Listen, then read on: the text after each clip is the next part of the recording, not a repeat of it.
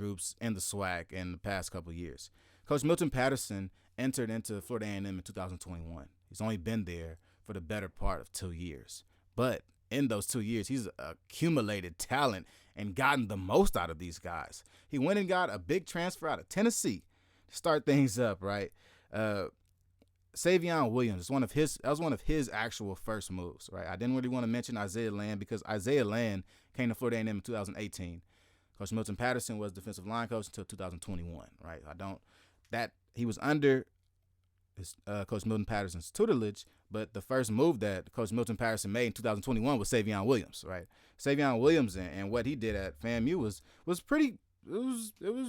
He did his job. He came in and did what was right. He knew that he had Isaiah Land, Buck Buchanan Award winner right there next to him, and he just simply did his job and had great numbers. He ended up ending the year with 30 tackles, 11 tackles for loss, 6.5 sacks at like defensive tackle, right? So Savion Williams, absolute dog for Florida A&M, and continued to make plays. Looked great under Coach Milton Patterson's tutelage.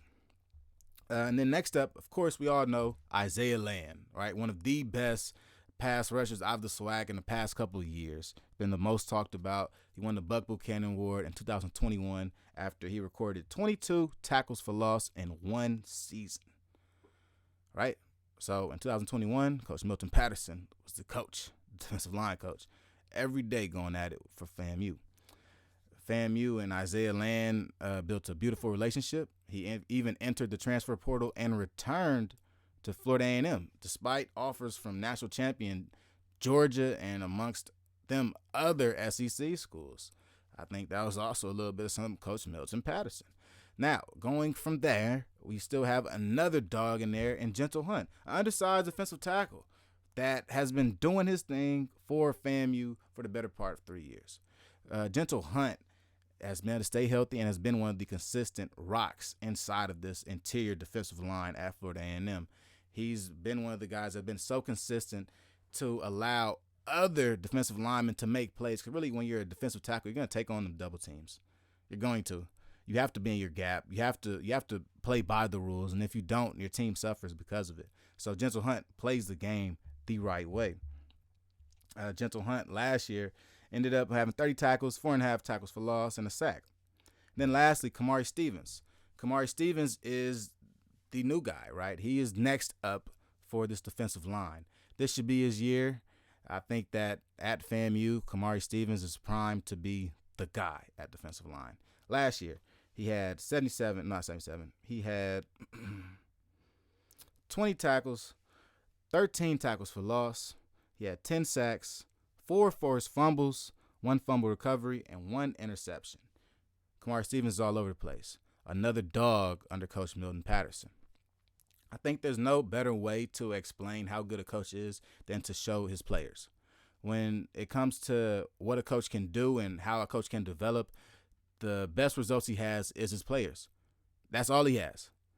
And with these players, you have some absolute dogs, and it's no mistake that they're all this good. Coach Milton Patterson has been coaching these guys up. He chooses these guys to come to this school for a reason, and he makes good on what he wants. That's what you really need out of a position coach that's going to make a difference in your football program. So, lastly, we're going to bring up Alabama A&M coach Dwayne Taylor. Let's make sure I got the thumbnail, though. I don't think so. So I'll get the thumbnail for you guys. Just a second. But Coach Dwayne Taylor and what he's doing at Alabama A&M is pretty interesting because, for one, he's actually not even – I think he's coaching again, but he was not coaching at Alabama A&M during the spring. During the spring, Coach Dwayne Taylor was actually an offensive coordinator for the XFL. Coach Connell Maynor was fine with him going and doing this achievement and getting that type of experience in the professional ranks during the offseason, and allowed him to coach in the XFL and then return to Alabama A&M to coach receivers and offensive coordinate when he gets back. So the XFL season has been over. It's long been over. Finished a good while ago. And now I believe Coach Dwayne Taylor is back on campus. Nah, see, that's not it. Sorry about that, y'all. Don't worry about nothing. Get these up for y'all.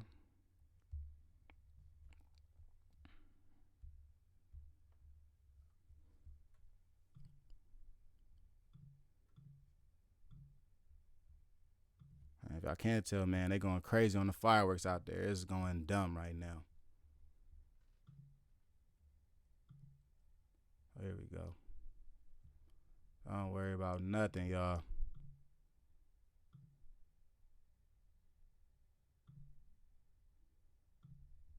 I don't know, man. It's not letting me do it. So, we'll just go without the graphic for right now. I'll continue to work on the graphic as I'm talking about it. But Coach Dewan Taylor and what he has, we'll start off with Zay Moore. Zay Moore was the starter of this receiving group, this outlaw receiving group. And with this outlaw receiving group, we saw a bunch of dogs, man. A bunch of guys that honestly are like